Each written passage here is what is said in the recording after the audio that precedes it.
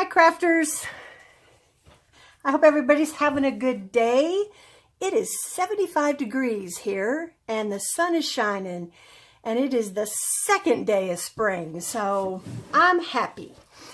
And I'm here to finally share my Bloom journal, and I guess it's appropriate because it is springtime officially, but I wanted to just make an observation. Have you noticed if it takes a village to raise kids, have you noticed that it takes a village to make a journal? I started thinking about all of the influences that I've had and the help that I've had from people on YouTube and just comments and over the years of working in paper crafting, all of the people that have gone in to help me make this journal. And so as I go, I sure want to acknowledge them. Down to even the design of this journal, which is a little bit on the unique side, and you will see in a minute.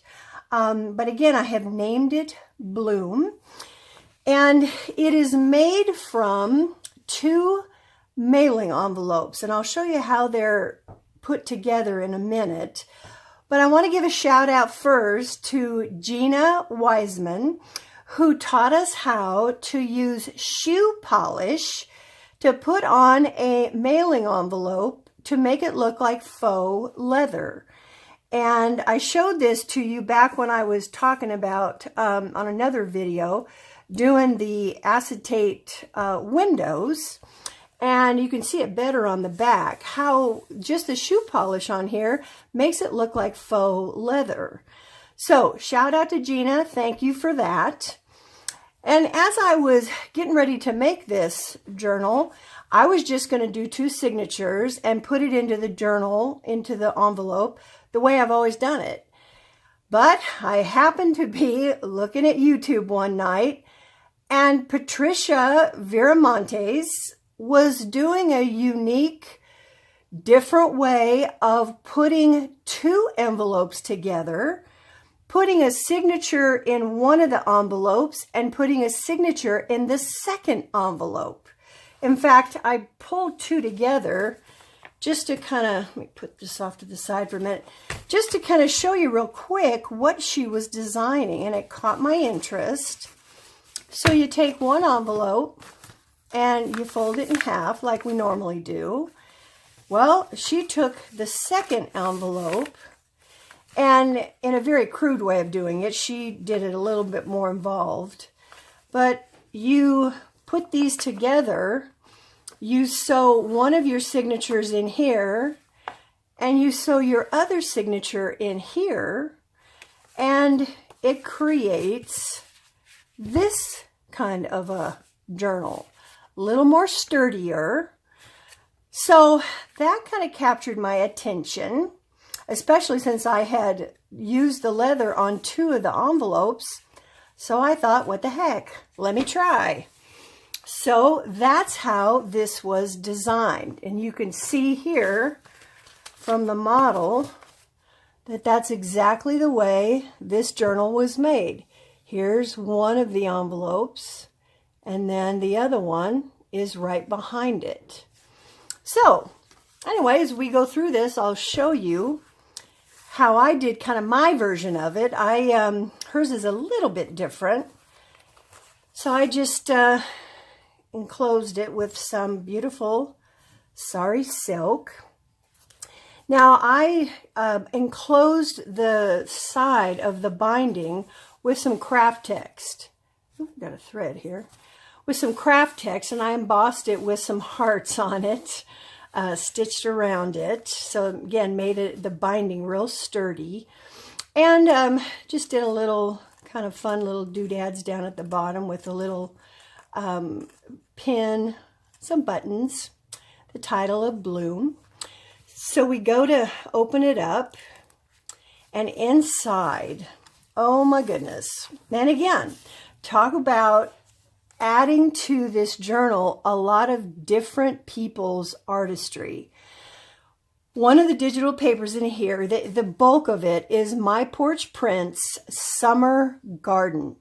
You all have to go look at that digital print collection. Oh, it's so beautiful. And again, I put some other things of mine in my stash, but the bulk of these pages are going to be her summer garden journal. I got this out of a gardening book. This is one of the tags that came out of her collection of porch prints. And I put my little zinnia dot there in the corner. And I want to show you something that I did. And if you've ever noticed when you print out digital kits, that obviously you've got one side that prints the color, and then you're left with the other side that's white. And of course, you could print it off on coffee stained paper, but I do a lot of kits with Genevieve Designs, and she has a kit that's called Shades of Color. And what she has there is you can pick, I think there's like 16 or 17 different shades, pastels to a little bit darker, shades of colors. And I got that kit and downloaded it. And so what I do on the back sides of the digital prints, I print off shades of color. So that gives me some warm colors that add into the journal here. So you'll see that as we flip through, most of the pages are going to have shades of color on the back side. So here was one of the envelopes out of the kit that I just added some sari silk and again took it over some music paper here with a little butterfly and some coffee stained paper. And here was the raggedy that we showed at the last video with, again, one of my zinnias there in the picture. And that one just enhanced that page. Again, kind of offset the pink here on that page. Stitched around. This one was just stitched to coffee stained paper. I also embossed a lot of the tags with the brick to carry the cover theme through of the brick. I made a lot of the tags in the same kind of format to kind of carry that through. There's some writing here. And again, the Stair Step Tim Holtz tag holder. Look at these tags. They're beautiful. Again, porch prints. Boy, they know how to bring in some color. I did use a digital kit from Antique Paperie. This is out of the Francesca line. I just printed it off on vellum. And again, another porch print. And then I popped in one of my Magic is Something You Make. Just a fun little tag there with a tuck. And this is another one of the papers from the Francesca line of Antique Paperie. I did a little collage on there. And again, it just fits over the next page with a little sari silk. Again, porch prints. They're gorgeous. And this is the shades of color you can see there. And again, did a little bookmark page here. Brought in some book pages from actual gardening books. Look at that picture. Oh, it's just beautiful. I did a little translucent. This was left over from another project that I had, the vellum, the Nick the Booksmith, the Art Nouveau flowers. And this was just a book page stair step, and I just brought in some of the tags there. Did a little collage at the bottom. And so this is the back end of the whole collection there that kind of finishes that if you wanted to kind of highlight a theme here or put a tag here. Another one of those shades of color there. Oh, just beautiful pictures. And I wanted to make a note here too. And again, this is a design thing for our journals.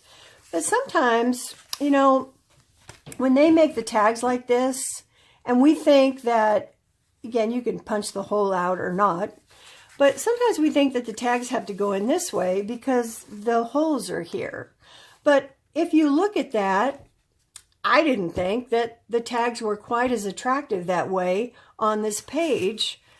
I liked them better this way. So don't be afraid to use your tags in the color scheme that you want. You don't have to always show where the holes are in your tags. And again, another one of those brick tags. And this is a die cut frame that I have, and I laid it over one of this is out of Porch Prints. It's a frog, and I thought it just made kind of a cool little cover tuck there. And there's that other book page, another shade of color. And again, look at those beautiful pictures. Jeez. And this is an envelope that she had, and I just made it into a little flip tuck there with some washi tape that I just took down the side that, again, decorated the next page as well. And then I added, oh boy, this was an old napkin, and I got these in an estate sale, and I got about 10 of them. So I didn't feel bad about cutting one of them up. But I just kept the design so the end was kind of jagged. I stitched around it to make it a side tuck and just had some fun with one of our paint chips there to bring in the tan. Oh, I just thought that was beautiful. And again, picture little vellum there, another shade of color. Little washi down the side there, that coffee stained paper. More Porch Prints, coffee stained, little library tuck there to hold a little memorabilia there. And then to finish out this first signature, this was a postcard. And I cut it up in 3, made 2 tucks out of it, and just accented the tag. So it kind of brought the 3 colors in to the whole page there. And that finished off the first signature. So if you look, that was the first signature. And then I sewed the sides together, and that connected the next mailing envelope or the next signature. So again, a little bit of the same format. Brought in that beautiful gardening book with a panel there, and another framed tuck there with some more pages. She has so many pages in this kit. Now, this is one of my linens. In fact, I brought it to show you. I got this linen at an estate sale, and I just ran it through my scanner like a lot of the girls are doing to create those digital prints. And I copied it off and put it in as a page in the journal. And I thought it turned out so pretty. And this is another one of the trims that I have in my stash. And I made that into a tuck for, again, some of the tags. Another tuck here. Beautiful page there. None of these pages are repeated either through this whole journal. I don't think I repeated them. Another shade of color. Another page out of the gardening book.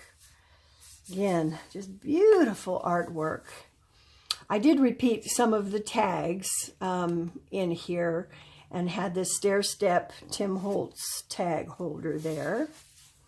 Some coffee stained paper. And then did a little side tuck there with, again, the shades of color. This was a stamp that I stamped, and I actually won this stamp at a convention that I went to. They actually called my name out over the convention floor, and I could pick anything I wanted out of this convention, one of the booths. And I love that stamp, and I just didn't adhere down the top and the bottom, and I made a little tuck for a bookmark out of that page. I never won anything. I was so thrilled that I won something. That was fun. And here's the center spread. You know what? Did I skip the center spread in here? I think I did, because I didn't show you. Yeah, I missed this page. The center spread, the Tim Holtz stamp that I love. I know I didn't show you that one. I skipped it. So that's the center spread there. And this is the center spread here. And again, I just did a little vellum overlay to kind of tone that down a little bit. And there's a little file folder tuck spot in there. Little vellum and a flip here. And here's more of that little piece, that textile. Oh, I hated cutting that thing up, but it is so pretty. The gray and the tan. Oh, it is just beautiful. Again, with the brick tag there. More of that pretty paper. And again, a little of that Francesca paper there laid out. And again, look at that paper. Oh, it's beautiful. A little more of that the gardening paper. Put some washi tape out there. Shades of color. Did a little stamping, some tracing paper. And again, oh, these pages. That Francesca paper, I made an envelope out of vellum and thought that accented the paper. And here's the other side of that linen. And did a little, one of our pull down journaling areas, and slide in that belly band there. And that's the back end of the journal there. Did my little logo at the back. So that is Miss Bloom. I loved doing that. It was a lot of fun. Thank you, Patricia, for this idea, because in the center now, it gives you a middle pocket. So now you can put any memorabilia, any tags, photos, anything you want in the middle, because this can expand, because your sari silk. That's why I didn't put any closure on it like that. I wanted to let this expand so the owner of this can pack this and just use the sari silk to keep everything enclosed. And they've got themselves a beautiful spring journal. So that was fun, and I'm glad that I finished that. It was really fun to do. I have a couple more quick things to show you. One of them, I don't know about you, but are we always on the lookout for buttons? I don't know. I am. If you're like me, you are. I have in Austin, there is a place where artists bring their things. It's a reuse. They call it creative reuse. And I know that they're all over the country because I've gone to them in different states. And if you can go, look them up in your area if you can find them. Well, I stumbled across buttons. I